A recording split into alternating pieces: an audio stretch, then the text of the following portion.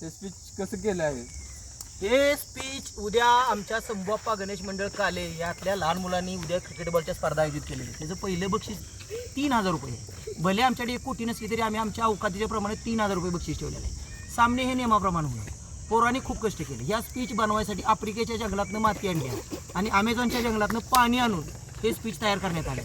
भले ह्या नदीला पाणी आले, गावातली घरं पडली तरी ही स्पीचला काहीही होणार नाही. आम्हाला दुसऱ्या कशाचीही काळजी नाही.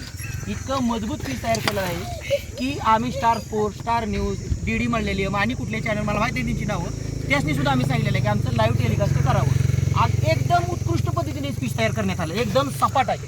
कुठेही बॉल टाका, वाईटला टाकला तर तो वाईट जाणार, लेगला टाकला लेगला जाणार, मध्ये टाकला तो छकडा मारणार. पण बॉल अशा पद्धतीने तयार करण्यात आलेला आहे की अप्रतिम. तुम्ही कधीही असं बघू शकत नाही. एवढ्या भन्नाट पद्धतीचं स्पीच आहे. बघा, झूम करून जरी बघितलं तरी तुम्हाला कुठेही डबरा दिसणार नाही. अगदी गांडीच्या गोट्यातच पडले तरी तुम्हाला लागणार नाही. स्पिनवर रन किती होतील? ह्या स्पीचवर 4 ओव्हरची जर मॅच खेळवली तरी एकदम सपाट पिच आहे. मला वाटते 6 बॉलला 6 सिक्स सुद्धा जाऊ शकतात. एखादा जर 9 बॉल पडला तर 7वा सिक्स सुद्धा जाऊ शकतो. पण टाकणाऱ्याच्या गांडीत दम पाहिजे, पुढचाच बॉल टाकला पाहिजे. बाकी मला जास्त काही माहित नाही, पण स्पीच 1 नंबर आहे. आणि काय तुम्हाला माहिती विचारायची? सर डिपेंडला का चेसिंगला? असलं मला झाटोपटीचं पाहिजे. असलं मला डिपेंड काय.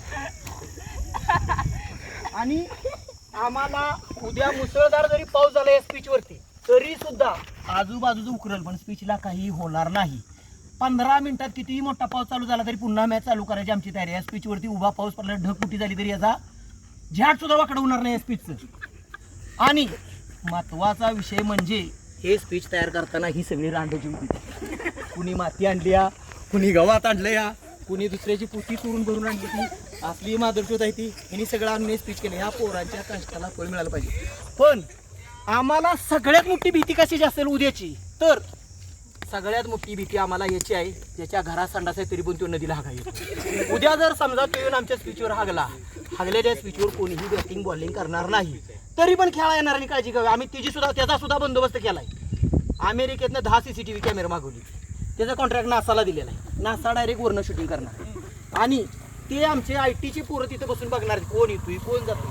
त्या IT च्या पोरामध्ये यश बाबा, ऋषिकेश पाटील आणि कोण आहे समर्थ पाटील अशी तज्ज्ञ मंडळी ठेवलेले.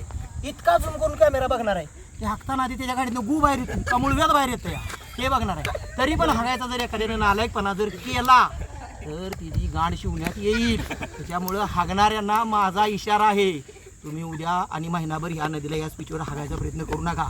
मागणं माझ्या गांडी उडी मारू नका.